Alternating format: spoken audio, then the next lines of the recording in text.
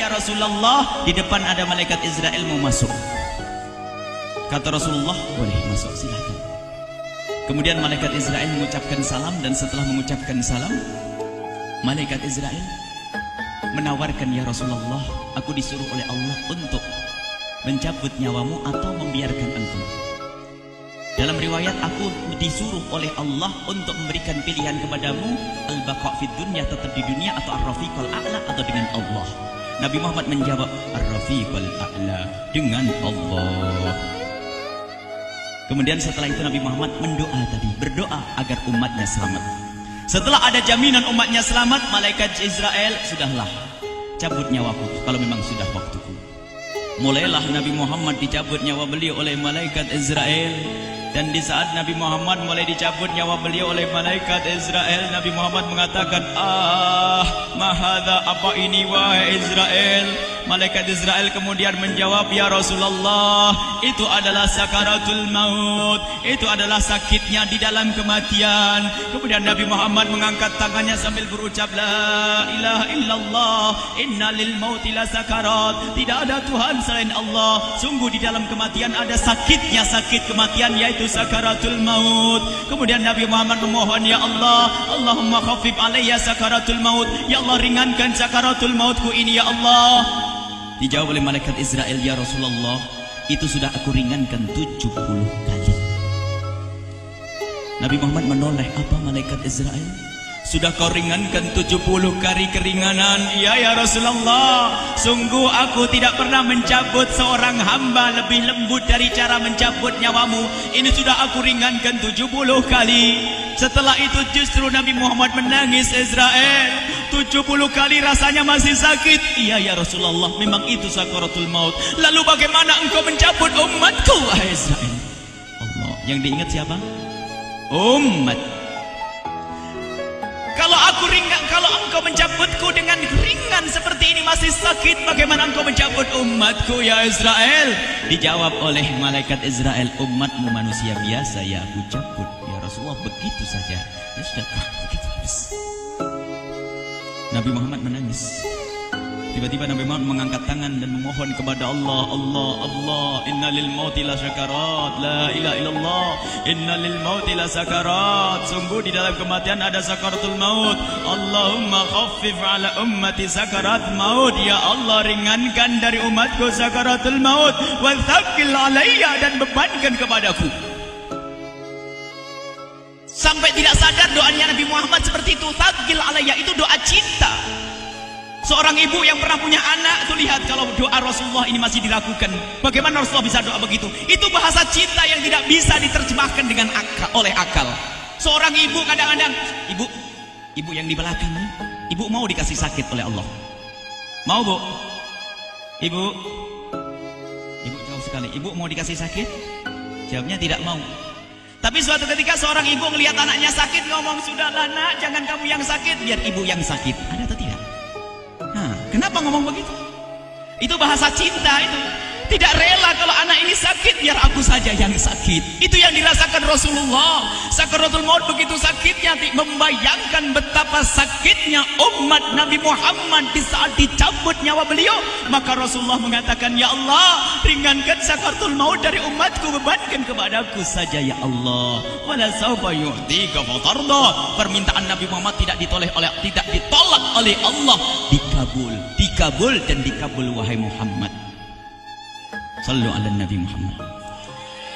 Dan benar, sakaratul maut kita ditahan oleh Rasulullah, ditanggung oleh Rasulullah, sehingga digambarkan oleh Imam Bukhari di saat Nabi Muhammad dicabut nyawa beliau, Siti Aisyah yang ada di situ. Rasulullah berada di pangkuan Siti Aisyah, yang saat itu Siti Aisyah melihat keringat dingin keluar dari kening Rasulullah. Siti Aisyah tidak pernah melihat keringat keluar seperti itu. Bahkan di saat dipegang kepala Rasulullah, panasnya melebihi dari panasnya orang biasa. Setiap kali ada kain dicelupkan di air, ditempelkan di kening Rasulullah langsung mengering. Saat itu Nabi Muhammad mengucapkan kalimat la ilaha illallah innal lil mauti lasakarat. Kemudian Nabi Muhammad berpesan dengan banyak pesan, dan di antara pesan Rasulullah adalah akri minni ala ummati salam, akri minni salam ala ummati wa ala man ittaba'ani wa ala man tabi'ani min ila yaumil qiyamati. Aku titip salam kepada umatku dan orang yang mengikutiku sampai hari kiamat. Sadari salam Rasulullah. Sebelum meninggal masih ingat titip salam. Salam kepada siapa? Bukan salam kepada siapa-siapa, tapi salam kepada kita. Maka mari kita mengucapkan salam kepada Rasulullah, karena Rasulullah sudah salam duluan kepada kita. Mari kita sejenak bersalam kepada Rasulullah dan hadirkan Rasulullah ada di mata kita dan di hati kita. Mari kita bersama-sama mengucapkan salam. Assalamualaikum ya Rasulullah. Assalamualaikum ya Rasulullah. Assalamualaikum ya Habiballah. Assalamualaikum ya Nabi Allah. Rasulullah mengucapkan salam untuk kita.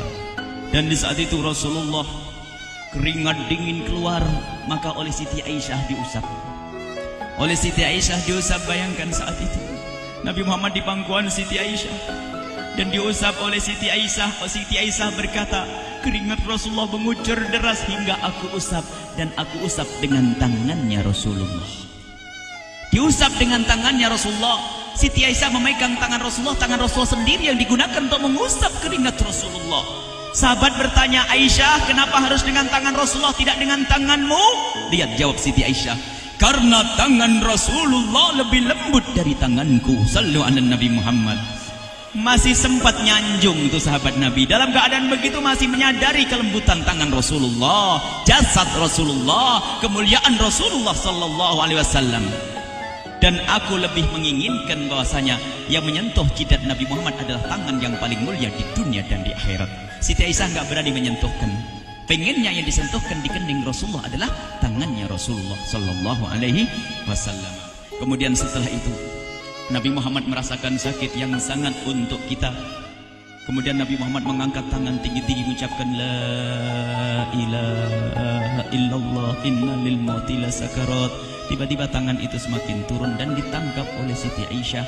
Dan di saat tangan itu jatuh di tangan Siti Aisyah, kemudian tiba-tiba paha Siti Aisyah merasakan berat kepala suci Rasulullah. Dan saat itu Siti Aisyah sadar bahwasanya Rasulullah sudah kembali kepada Allah Subhanahu wa taala. Sallu ala Nabi Muhammad. Siti Aisyah bingung di saat melihat seperti itu. Ditaruh pelan-pelan wajah Rasulullah. Sambil menangis lalu berkata, Rasulullah sudah meninggal.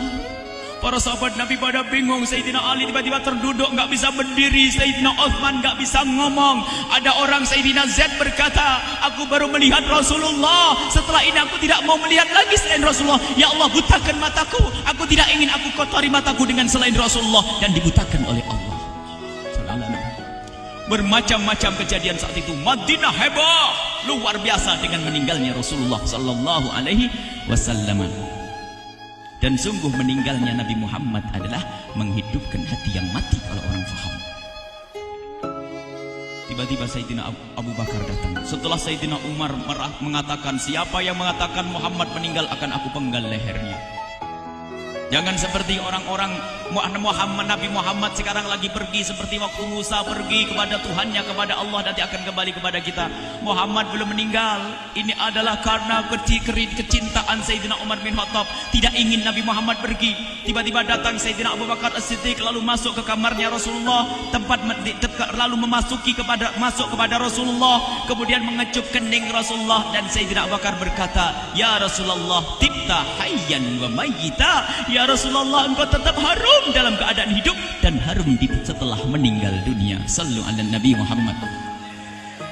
Hingga sampai setelah hari besoknya meninggal Rasulullah Senin sore, Selasa malam, Rabu dikubur Rasulullah sallallahu alaihi wasallam.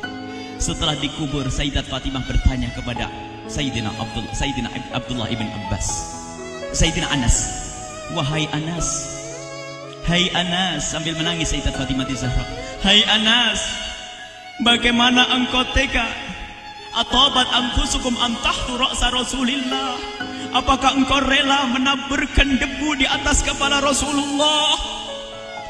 Sayyidina Anas menangis kaget, ya wahai binta Rasulullah, kalau kami tidak dilupakan oleh Allah, niscaya tidak ada yang bisa mengubur Rasulullah. Jadi saat itu dilupakan oleh Allah, sehingga mereka tidak menyadari melakukan itu semua. Kalau mereka sadar, tidak akan bisa mengubur Rasulullah sallallahu alaihi wasallam. Ini yang diungkapkan oleh Sayyidina Anas.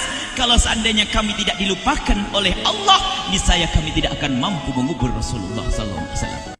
Kami yang hadir di sini, ya Allah, ingin senantiasa hadir di hati kami kekasih-Mu Nabi Muhammad. Maka kami mohon, ya Allah, jadikan kekasih-Mu Nabi Muhammad yang akan, ya Allah, yang akan mendampingi kami kelak saat Kau cabut nyawa kami, seperti yang Kau wahyukan kepada kekasih-Mu Nabi Muhammad. Wa absyiru bil jannati, semua hamba yang beriman akan menyaksikan surga, ya di saat dicabut nyawa mereka. Dan surga, di tempat surga itu yang paling mulia adalah Nabi Muhammad. Maka kami mohon, ya Allah, saat Kau cabut nyawa kami, ya Allah, hadirkan Nabi Muhammad di hati kami, ya Allah. Dan kami mohon, ya Allah, saat di alam barzah nanti, ya Allah, saat yang sangat mengerikan itu, ya Allah, kami mohon hadirkan kekasih-Mu Nabi Muhammad, sehingga kami tidak takut dan gentar lagi dengan malaikat mungkar nakir. Dan ya Allah, kami mohon di saat di padang mahsyar nanti, ya Allah, hadirkan kekasih-Mu Nabi Muhammad. Jadikanlah kekasih-Mu Nabi Muhammad yang akan menemani kami dan akan membonceng kami, membawa kami ke telaga Kausar. Lalu kami diberi air minum dari air telaga Kausar hingga kami tidak akan haus selama-lamanya. Ya Allah, jadikan kekasih-Mu Nabi Muhammad yang akan menemani kami di saat kami menyeberang Siratal Mustaqim hingga kami tidak akan terjerumus ke neraka Jahanam. Dan jadikan kekasih-Mu Nabi Muhammad yang akan kami saksikan setiap saat di surga-Mu, ya Allah. Ya Allah, jadikan kekasih-Mu Nabi Muhammad yang senantiasa, ya Allah, kami lihat kelak di surga. Dan jadikan ucapan kami di akhir hayat kami kelak adalah, ya Allah, adalah kalimat agung dan mulia, La ilaha illallah Muhammadur Rasulullah. La ilaha illallah Muhammadur Rasulullah. La ilaha